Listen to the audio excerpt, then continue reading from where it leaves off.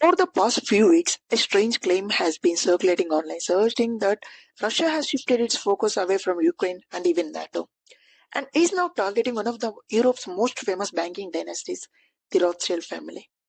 It's a headline that immediately grabs attention because it feels dramatic and cinematic. Since the escalation of war in 2022, Russia's public messaging has consistently centered on NATO expansion, security guarantees, Western military aid to Ukraine, and what is describing as threats near its borders. These themes appear repeatedly in speeches, press briefings, and official documents. Nowhere in credible reporting or formal declaration do we see Russia announcing a campaign against a specific banking dynasty. The absence is important because in geopolitical conflicts, official doctrine and state communications matter.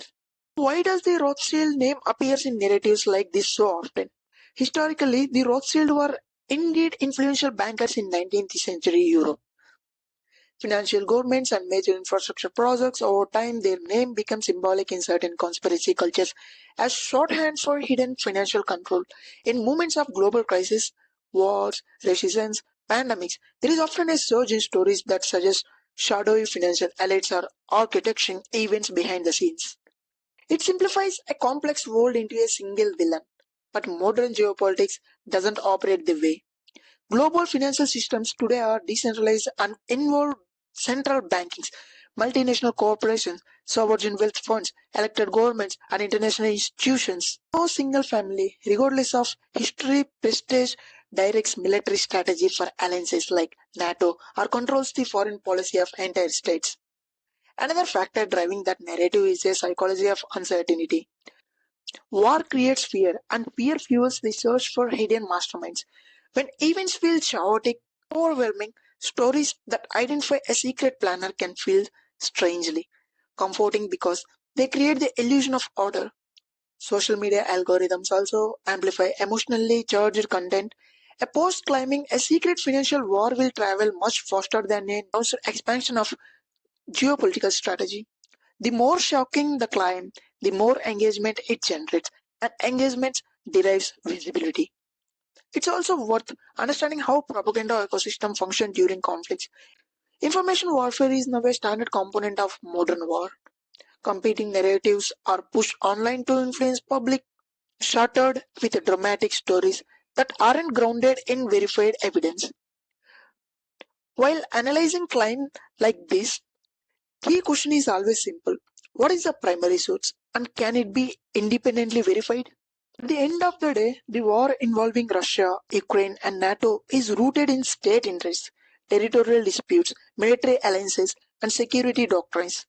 These are documented realities debated in policy circles and discussed openly by governments. Shifting the focus to a centuries old banking family may make for an headline. But without credible evidence, it remains within the realm of conspiracy theory rather than geopolitical fact. And understanding the distinction is crucial if we want to analyze global events responsibly instead of just reacting to viral narratives. What makes this narrative more even interesting is how it evolves every time geopolitical tensions rise. Whenever conflict intensifies involving Russia, discussions quickly expand beyond battlefield due to its long historical association with European banking. Often becomes the symbolic name in conspiracy circles.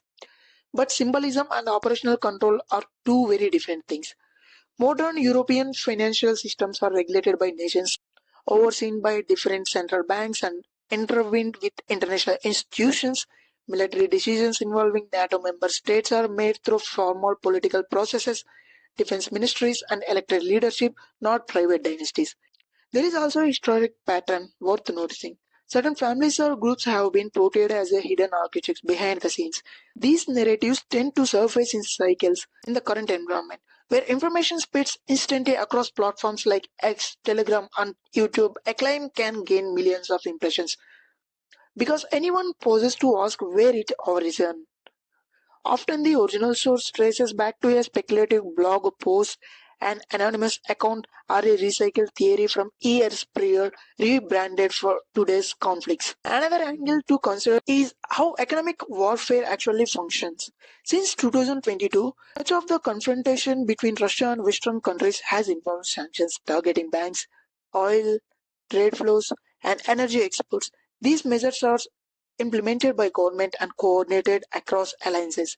That coordination involves treasury departments, ministers, and international regulatory frameworks. It is bureaucratic and institutional, not dynastic. When Russia responds the counter sanctions or energy leverage, those actions are state driven responses to state imposed measures. Framing it as a personal war against a banking family simplifies what is, in reality, a multi layered geopolitical struggle. It's also important to recognize how emotionally powerful these stories are. A narrative that suggests a hidden financial puppet master adds drama and moral clarity. It transforms a complicated geopolitical conflict into a battle between a nation and a secret ally, compelling because it mirrors fictional storytelling, a powerful anthologist operating behind the curtain. International relations rarely resemble a movie script. They are driven by national interests, security calculations, economic dependencies, and political survival. The border lesson here isn't just about one viral climb, it's about information literacy during warfare. When a story appears, they reframes a global conflict around a secret mastermind. The responsible approach is to look for direct statements, verifiable documents, and credible investigation. In the case of Russia's war strategy, official communications continue to emphasize security architecture in Europe, NATO's expansion and military objectives in Ukraine. Without documented proof of a campaign against a private European family, the claim remains speculative. As content creators and viewers, the real opportunity lies in dissecting how and why such narratives spread, exploring the psychology, the algorithmic initiatives, and the history roots behind these claims can make for compelling and thoughtful video. It allows you to engage with while grounding the discussion is verifiable facts. In in a media environment saturated with sensible headlines, claim analysis become a differentiator, and sometimes the most powerful insight isn't exposing a hidden war, it's revealing how easily dramatic stories can capture attention in a time of global uncertainty.